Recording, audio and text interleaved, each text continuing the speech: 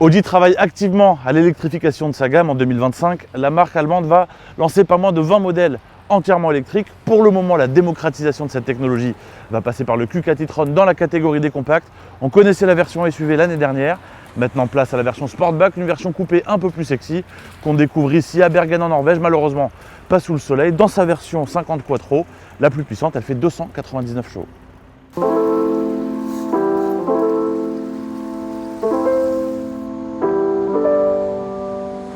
Avec ses 4,59 m, le Q4 Sportback e-tron se pose en plein cœur de la catégorie des SUV compacts. Et comme c'est à la mode, cette variante à la ligne plus dynamique vient doubler l'offre de la marque allemande dans le segment. Il est techniquement très proche dans cette version précise des Volkswagen ID.5 GTX et Skoda Enyaq coupé RS.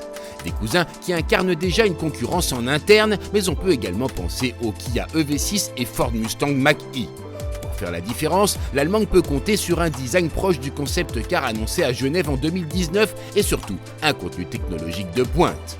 Et parmi les choses intéressantes qu'on trouve à bord de ce Q4 e-tron, c'est l'éclairage Matrix numérique. Alors, en plus de proposer les fonctions traditionnelles d'un éclairage matriciel, c'est-à-dire éclairage adaptatif, intelligent qui s'adapte à différents types de conduite, on peut aussi personnaliser la signature lumineuse. Donc, si vous jetez un œil à l'avant, je peux choisir parmi 4 signatures lumineuses différentes en fonction des envies.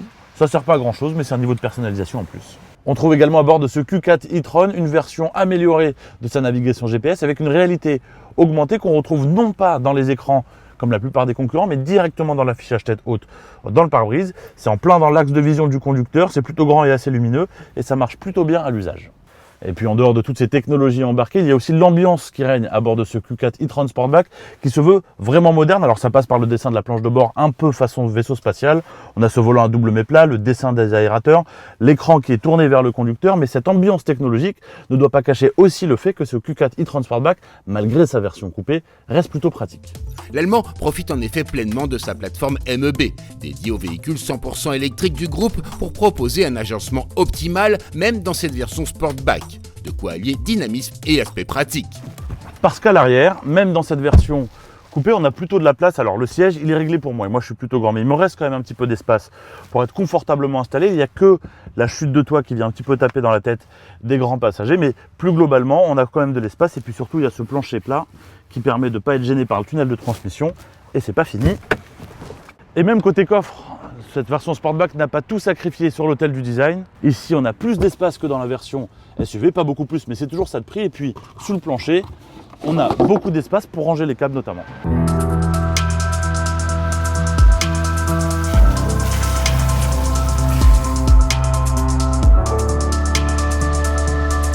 Audi a finalement développé toute une gamme pour son Q4 Sportback e-tron, de la version à petite batterie pour proposer à prix plancher, en passant par le cœur de gamme à un seul moteur qui en fait la seule propulsion de la gamme à cette version 50 Quattro dotée d'un bloc paressieux et développant 299 chevaux.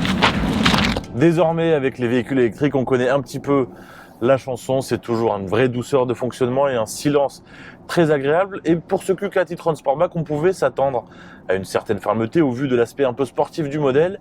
Et pourtant, au global, on a un vrai niveau de confort et ça concerne aussi bien le confort de suspension malgré notre modèle d'essai qui est équipé des jantes de 21 pouces. Le niveau d'insonorisation est également très poussé. Les bruits de roulement et d'aérodynamisme sont plutôt bien couverts. Donc on est plutôt dans un espèce de cocon douillet. Il y a une certaine quiétude qui règne à bord. Et pour une familiale de cette trempe plutôt douée, c'est un excellent point. Et on a dans cette Audi Q4 e-tron Sportback, comme d'autres Audi également, la fonction prédictive de la conduite. Ce sont tout simplement des fonctionnalités qui prennent en compte la navigation GPS, les repères, les véhicules qui précèdent pour pouvoir adapter le freinage régénératif par exemple et ainsi optimiser les consommations et faire de savants calculs avec la destination à atteindre pour pouvoir optimiser ainsi les temps de trajet et de recharge.